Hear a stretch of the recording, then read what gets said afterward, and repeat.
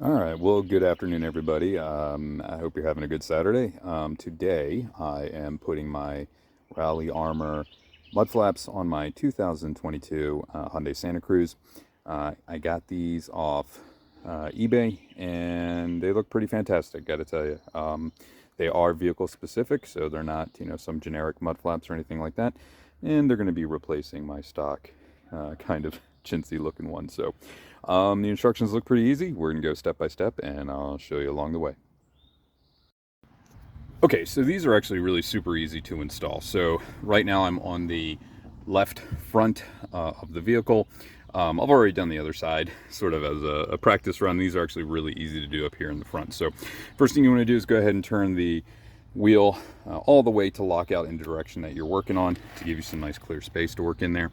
You want to go ahead and remove your old factory mud flap here. Pretty easy. There's one, two, three little plastic clips that you have to remove. These two here are just simple pry out ones. The one underneath here is a little screw out one, so just be careful of that. So back in a second.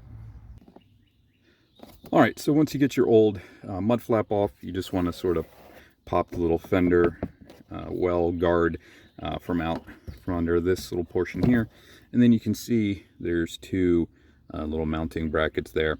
I'll be right back in just a second. Well, that was good. What you're going to do is your kit comes with these little J-bolts. You just want to go ahead and install them on those right there. So as you can see, I got my two little J-bolts installed, so I'm just going to go ahead and put the fender guard back in place. Once you get the fender guard back in place, the kit comes with these little adhesive-backed foam washers that go right. Then once you go to install them, so here's a view of the mud flap here. You have the Rally Armor logo on the bottom there. That is what faces to the rear, so this is the back side of it, or this is the rear side of it, so it's going to sit there like that. You have a mounting bracket here, which lines up to those mounting holes just like that. You have a third one down there. We'll talk about that in a second. And then when you go to put this in, you have some plastic washers and these machine screws or whatever. You have a bunch of long ones and a bunch of short ones. The short ones are used up front, so hang on one second. All right, so I got it mounted in there, and I just screwed them in just enough to kind of get them some catch so that they'll stay in. And then if you notice, you have, like I said, you have this bracket down here, and if you notice, you can actually do a little bit of adjustment here with this one. It's basically just to make sure that the flap is generally parallel to the ground.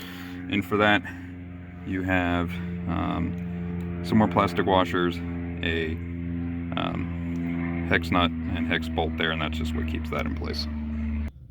All right, and that's it. That's what it looks like installed. So, they said super easy. I think it looks pretty cool, much better than the stock ones. Now let's get started on the back. All right, so the backside is a little bit more involved, but really not that bad still. As you can see, the space is a little bit cramped in here, so this is where if you have either a short stubby screwdriver or one of these little ratcheting guys like this, it'll make your life a whole lot easier. But so what you're going to do, you're going to take that plastic clip off of there. There's another one hiding underneath right there, and then there's a third one underneath here, and same thing, it's a screw type. These two are pop out type. This is a screw type. Now you will need to retain one of these and reuse it, but do not fret if you bust any of these on the way out, because you don't need the ones from the front, so you should have at least one intact that didn't break on you to reuse. All right, so just like with the front, you're just going to go ahead and put a little J-clip on that hole right there, and then you can go ahead and put the fender guard back on. Now for the bottom portion, you do need to install this little L bracket here, and then the kit comes with this new type of push retaining clip. Basically, this needs to go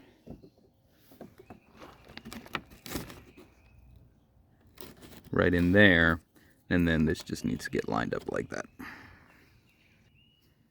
All right, so now you have the rear bracket. It looks like this. These ones with the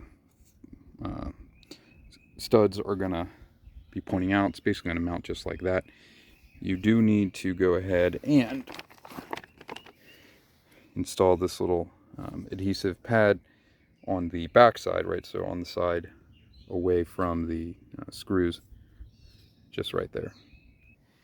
And all right, this is where you have to at least save at least 2 of these plastic clips, so don't go hog taking them out, or don't go ham taking them out. But it's gonna go right, it's gonna mount back up in its original spot, and then this is all just gonna sit right there. All right, so when you go to mount this all up, it's a little bit more complicated, but it's not bad. So basically you have 2 stainless steel lock nuts that go on those 2 threaded portions. You have the longer version of the screws that you used in the front that mounts right there, and then you have that one nut, or one bolt with the one that goes back here that goes on that L bracket that you installed. And same thing, it basically just allows you to do a little bit of adjustment to make sure it's, you know, at least roughly parallel to the ground. All right, back in a second. All right, and that is it. That is them all installed. Yeah, really easy. Took me, I don't know, maybe not even an hour, and that's with stopping to, you know, make videos and stuff like that. So I don't know, I think they look pretty cool. These would certainly look better than the diminutive stock ones. And yeah, we'll see how well they hold up, I guess. So all right, thanks for watching, everybody.